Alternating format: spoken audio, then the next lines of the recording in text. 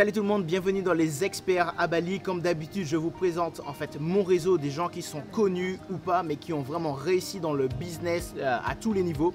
Alors aujourd'hui, j'ai un invité spécial, il s'appelle Sébastien. Bienvenue Sébastien. Merci. Sur la chaîne.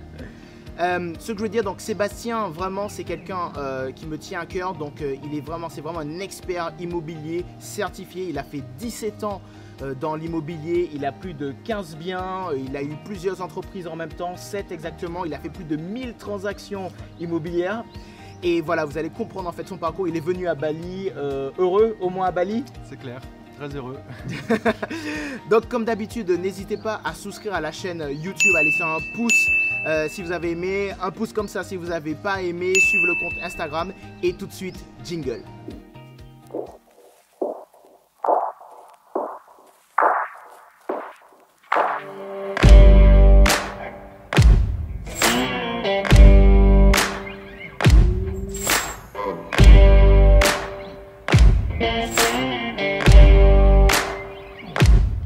Sébastien, est-ce que tu peux te présenter rapidement à notre audience? Donc, essaie d'être concis, j'essaie de dire ça à tout le monde, concis, précis, on parle chiffres, c'est pour des investisseurs avancés.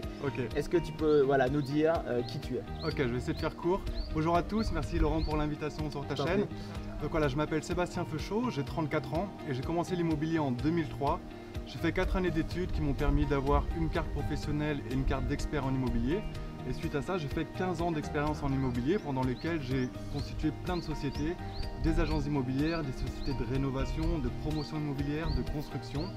Et finalement, sur l'ensemble de ma carrière, j'aurais participé effectivement à près de 1000 transactions, à 1800 locations, j'aurais géré 3000 biens immobiliers, construit moi-même 92 biens immobiliers et j'aurais obtenu 12 récompenses au niveau national. Et là maintenant, ça fait 2 ans que je suis rentier, que je vis à Bali et que je suis vraiment libre et indépendant grâce à l'immobilier. C'est énorme hein, le nombre des chiffres qu'on entend parler, de tous ces chiffres, c'est énorme. 15 ans de carrière. Voilà. Comment ça se fait en fait que tu aies pu faire autant de transactions? C'est par le biais de mes sociétés, hein. C'est pas forcément moi directement, bien sûr, il y en a plein que je fais moi-même directement. Mais ensuite, par le biais de l'ensemble de mes sociétés, on a réalisé ça comme chiffre en 15 ans de carrière. D'accord. Donc voilà, on est en plein dans la crise du coronavirus, comme d'habitude. Qu'est-ce que tu en penses toi d'un point de vue professionnel, immobilier? Comment tu te positionnes toi par rapport à la crise aujourd'hui? C'est ce que j'explique aussi, parce qu'on me pose souvent cette question et pour moi il y a 2 hypothèses. Soit la crise, le problème du coronavirus, bientôt on n'en parle plus dans quelques jours, quelques semaines, comme c'était un petit peu le cas en Chine finalement où ça a duré réellement 3 mois et maintenant l'économie reprend son cours.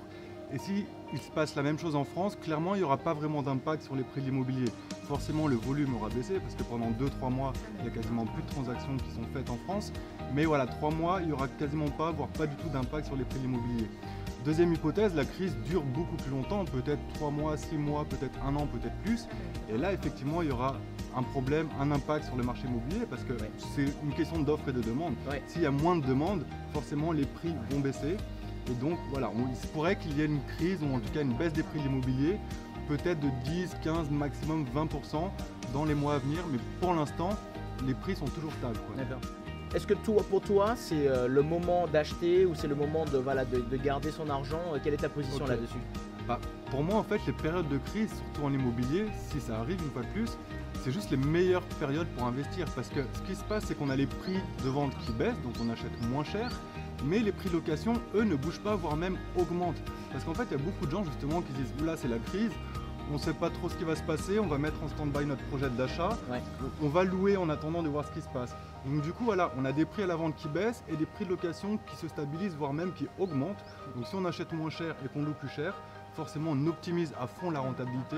Donc pour moi, c'est vraiment la meilleure période pour investir, pour s'enrichir et pour faire vraiment des très très bonnes affaires, très très rentables.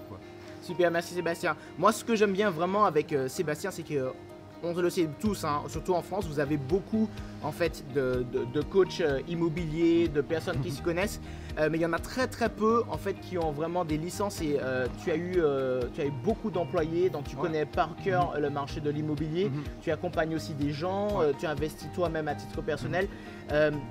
Dans tout ton parcours, j'aime bien savoir aussi quelles ont été les plus grosses difficultés que tu as rencontré justement toujours par rapport à l'immobilier. Est-ce que tu pourrais nous donner quelques exemples?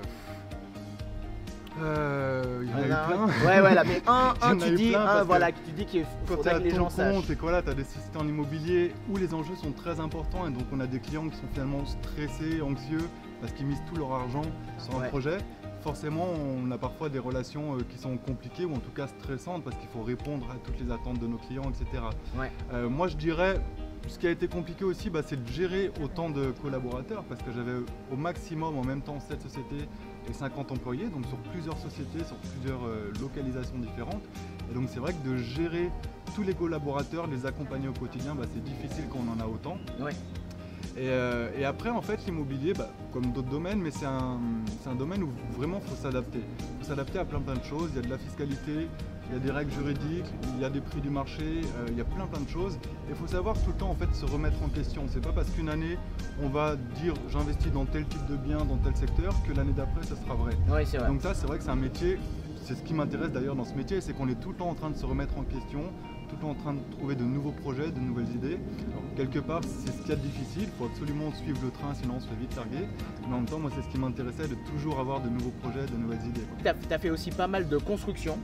Est-ce que tu peux rappeler, tu avais un gros projet dont tu m'avais parlé? Ouais, alors j'ai fait plusieurs projets, donc c'est de la promotion immobilière, on achète des terrains, on construit et on revend terrain plus maison. Oui. Mais à chaque fois, c'était un ensemble, un lotissement en fait, avec plusieurs maisons. Oui. J'ai fait un projet sur lequel le plus gros que j'ai fait, il y avait 25 maisons et un petit immeuble de 7 appartements. D'accord. Donc ça, ouais, c'est aussi un boulot très long, très compliqué, très stressant, parce qu'une fois de plus, les enjeux financiers sont très importants. Là, on parle d'un projet à plus de 10 millions d'euros. Donc on a intérêt à faire en sorte que le projet se passe bien, qu'on livre les maisons dans les délais pour qu'on puisse vraiment retrouver notre investissement, rembourser notre dette à la banque, etc. Et après, c'est du suivi de chantier. Là, c'est du quotidien pendant à peu près 2 ans. Suivre le chantier, donc il faut aussi se connaître en chantier pour pouvoir gérer toutes les entreprises qui sont sur place et pour vraiment mener le projet à bien et dans les bons délais, c'est surtout ça le plus important. Oui, bien sûr.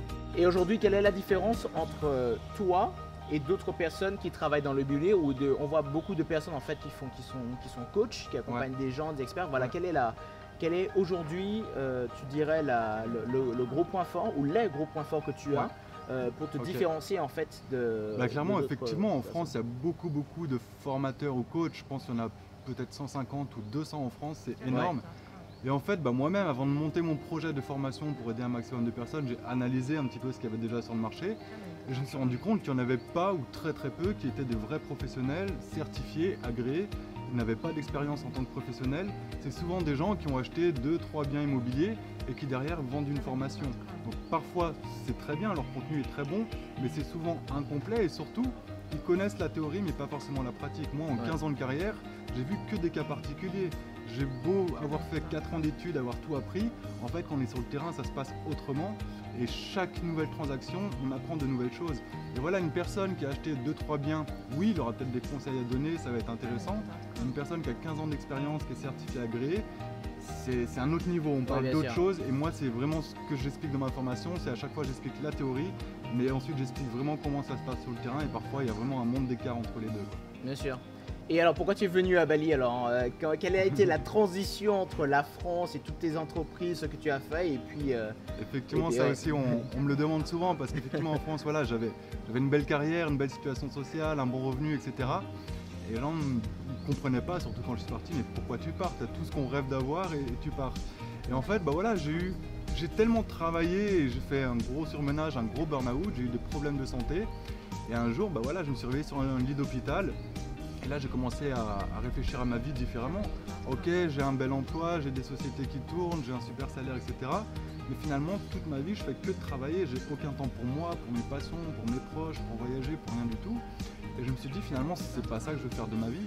Et à ce moment-là, j'ai décidé pour la première fois de ma vie presque de mettre enfin mes compétences en immobilier au service de mes propres intérêts. Parce que ça fait des années que j'avais aidé des dizaines voire des centaines de personnes à réaliser leurs projets, leurs objectifs, leurs rêves.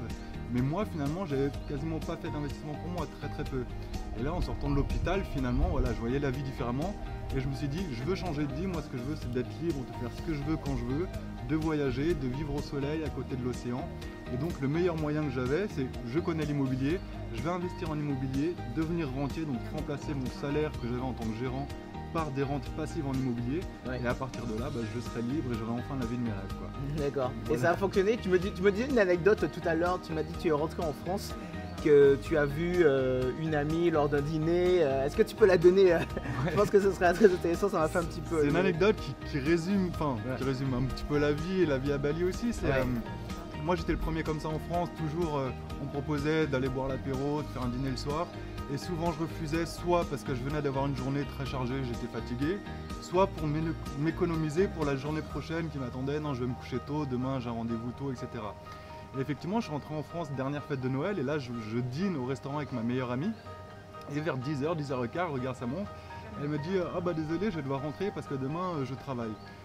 Et moi, ça m'a quelque part vexé et blessé. Ouais. Et en fait, j'ai réalisé que j'étais exactement pareil quand j'étais en France. Ouais. Et c'est vrai que finalement, j'ai dit à mon ami, arrête, on se voit une fois par an, t'es ma meilleure amie. Même si tu fais une nuit blanche, c'est pas grave, profitons de ce moment, un moment humain, un moment de vie. Et c'est ça aussi qui est vraiment différent, c'est qu'en France, on est dans un système où voilà, on a un boulot, des horaires, on suit un peu nos routines et on n'est pas libre de faire ce qu'on veut quand on veut. On doit aller au boulot à telle heure, tel jour, etc.